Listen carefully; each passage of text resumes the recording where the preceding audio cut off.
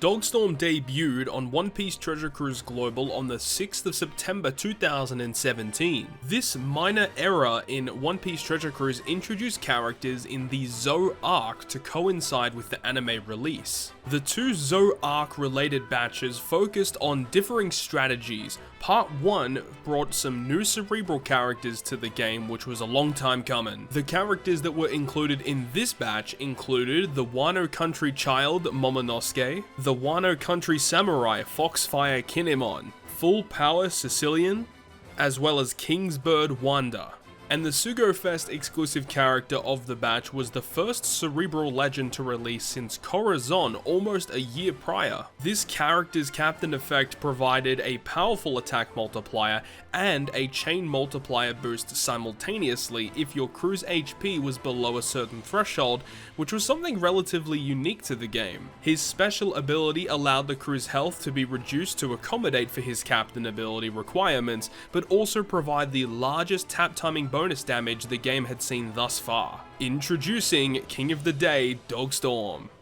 In this series, we'll be traveling back in time to experience some of the older Sugo-Fest exclusive characters in their prime, aiming to show just what it was like to use these characters on their debut. I hope you enjoy the video, and without further ado, let's enter the Legends of OPTC.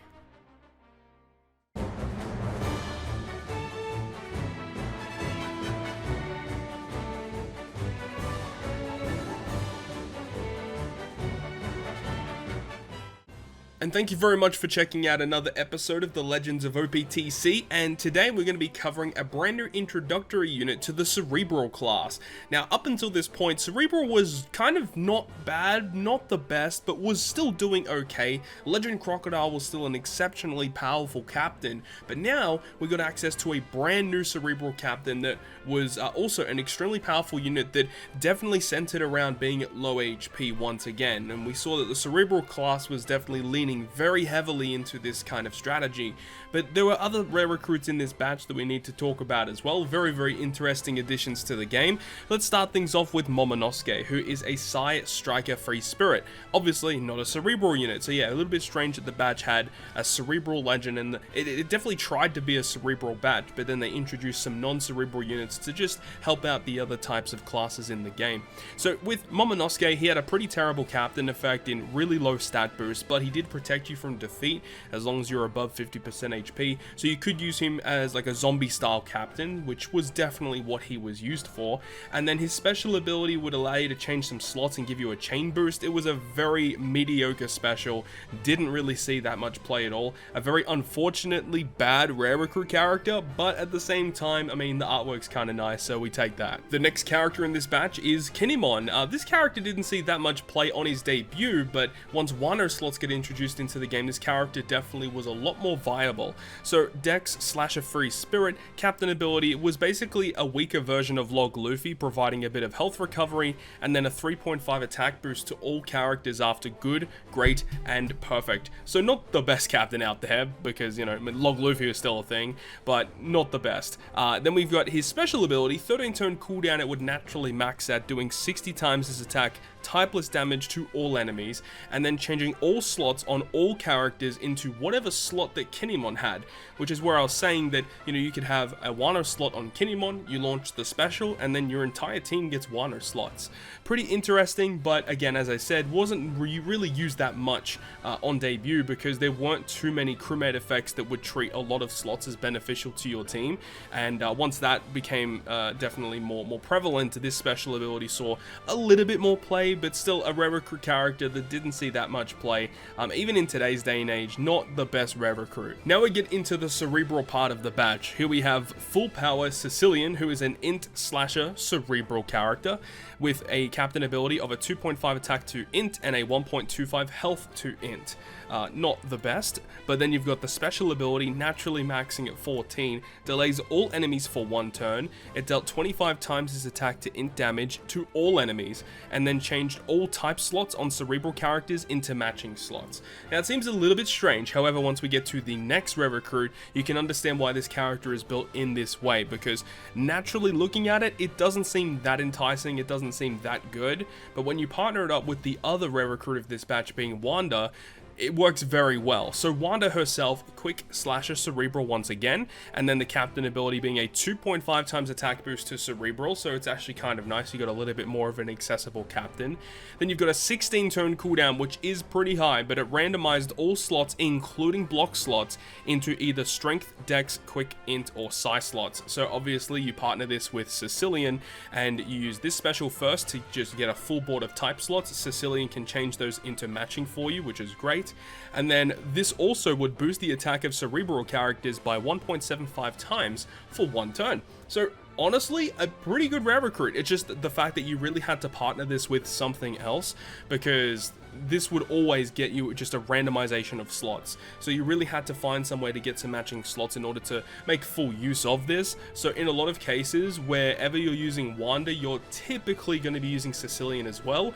Or you can use someone like Raid Heracles, which we used in the Crocodile video, which is able to just generate another full board of slots that you can use to your advantage.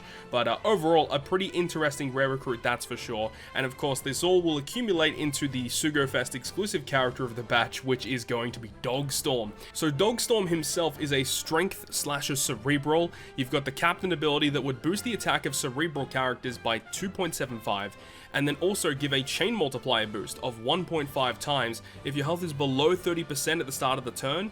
If you're above that threshold, it's just a 2.5 times attack boost to cerebral. So a pretty weak captain. You know, you really have to get to those low HP thresholds in order to get this actually pretty good damage outputting captain. Now, Crocodile, if I remember correctly, went up to a 3.25 or a 3.5 captain, but this was a little bit of a lower attack multiplier, but by doing so, you get a higher chain multiplier. Now, the way that chain multiplier works, it definitely works better if you are running double Inu Arashi, because what would happen is if you have double Inu below 30% health, these two multipliers of the chain will be multiplying together, which can really ramp up your damage. If you're running a hybrid situation with like one Dogstorm and a Crocodile, it wasn't the most ideal situation, because yeah, it's still not bad in terms of damage scaling, but the damage that you would get would be far superior if you have that chain multiplier continuously ramping up. And of course, because he does have a chain multiplier boosting captain, partnering him up with crewmates that would provide chain locking effects was never an ideal situation. So that is the captain ability of Dogstorm. Not the worst captain that's ever come out, but when you consider the fact that Cat Viper comes out soon after, it is crazy how different these two characters are, because Cat Viper is so much better in almost every way. We'll get to that in another video. But then his special ability, which was a 14 turn cooldown, would reduce your crew's health by 80% and then deal 60 times character's attack and strength damage to a single enemy, and then also adds 80 times his attack as additional typeless damage for 1 turn. So this was the type of boost that he was providing. He was giving tap timing bonus damage, which till this point was the highest damage that you could get from a tap timing bonus damage, until I think like Legend Zephyr I think had the highest. Obviously V2 Katakuri is another thing to talk about as well.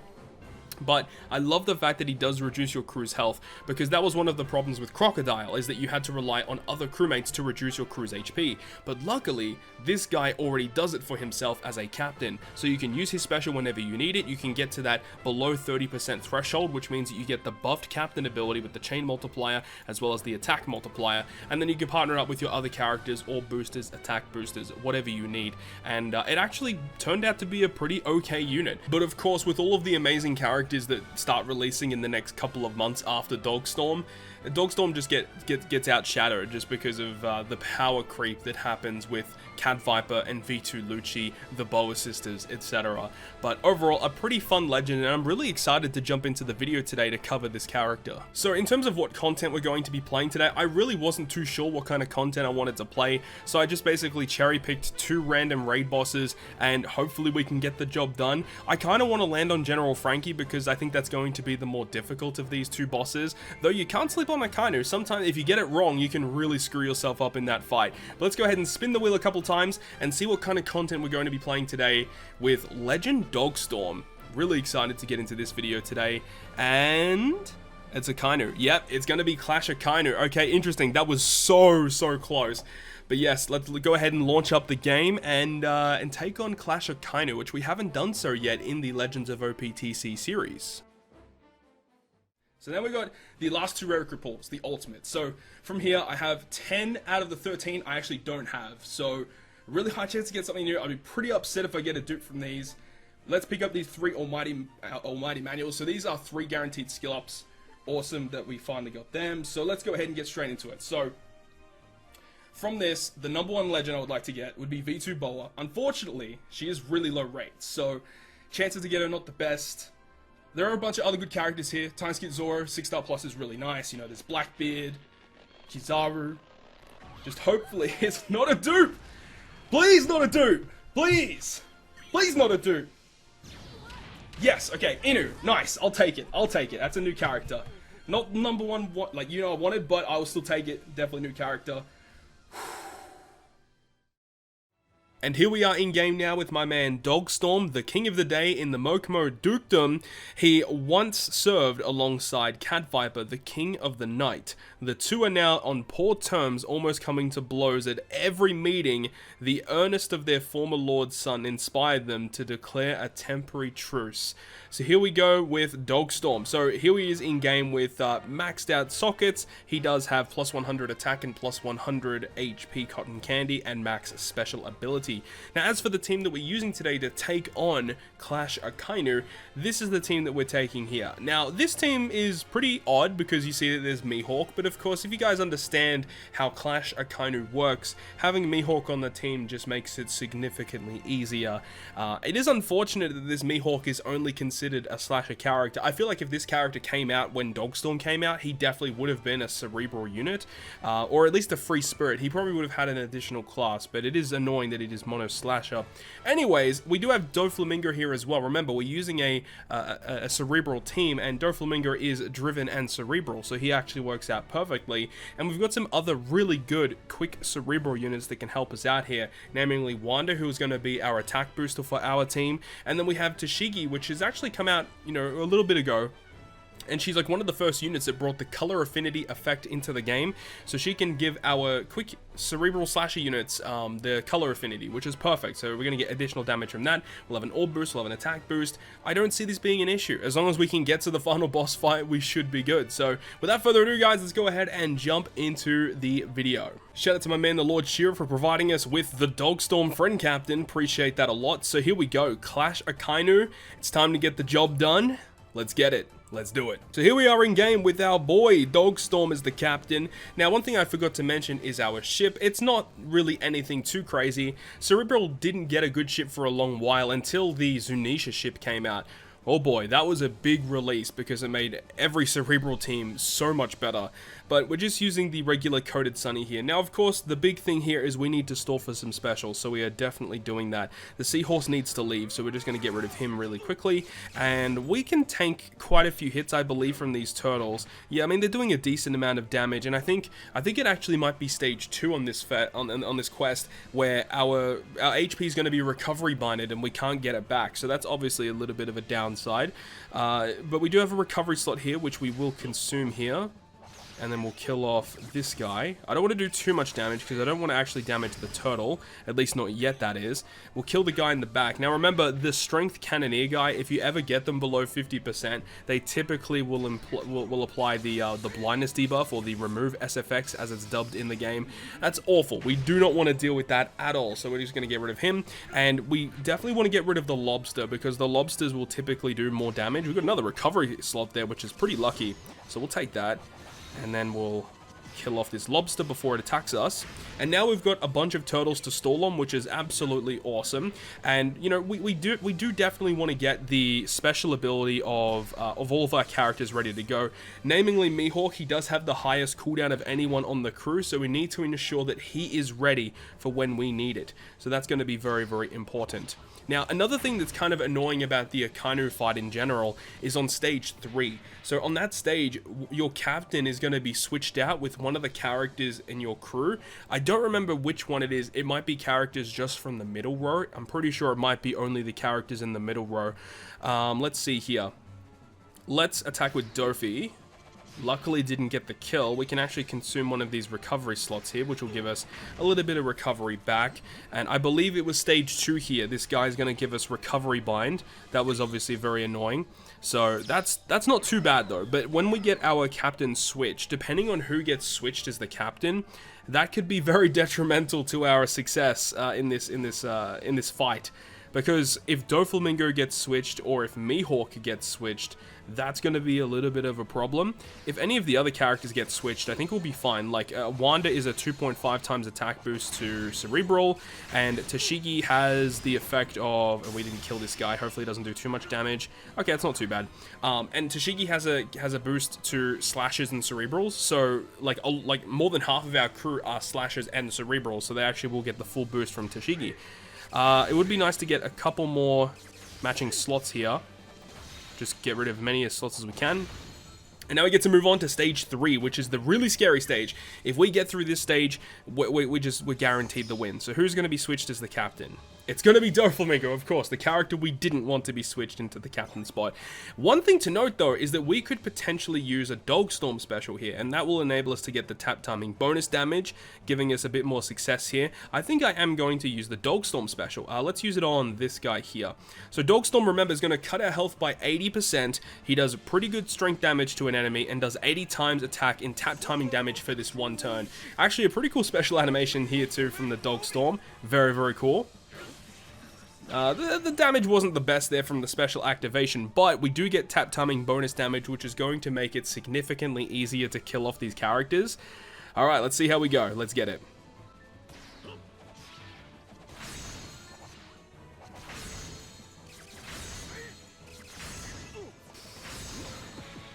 Okay, that was good. I wanted to make sure we didn't fully kill off all of them, because I wanted to ensure that we had a little bit of stall left. You can see Mihawk is on 4 turns of cooldown. I think that's going to be okay.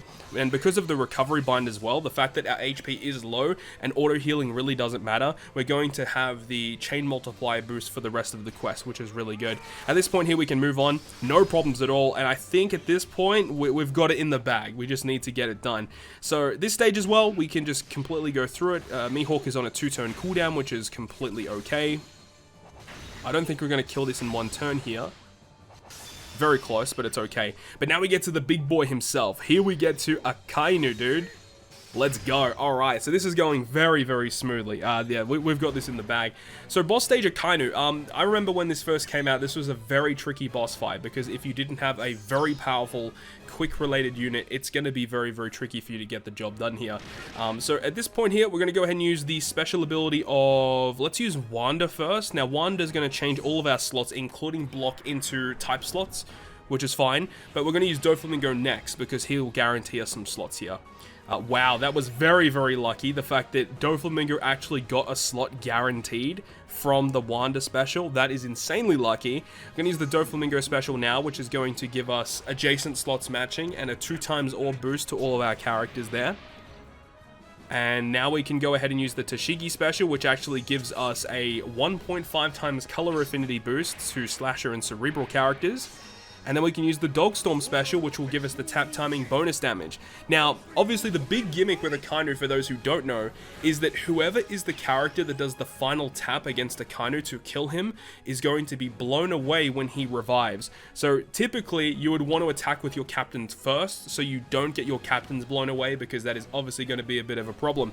But the fact that it really doesn't matter here, because as long as Mihawk is the first to attack, we kill, we use Mihawk special on the revive, we should be pretty good. So let's go ahead and get the job done and see how much damage we can do. Here we go.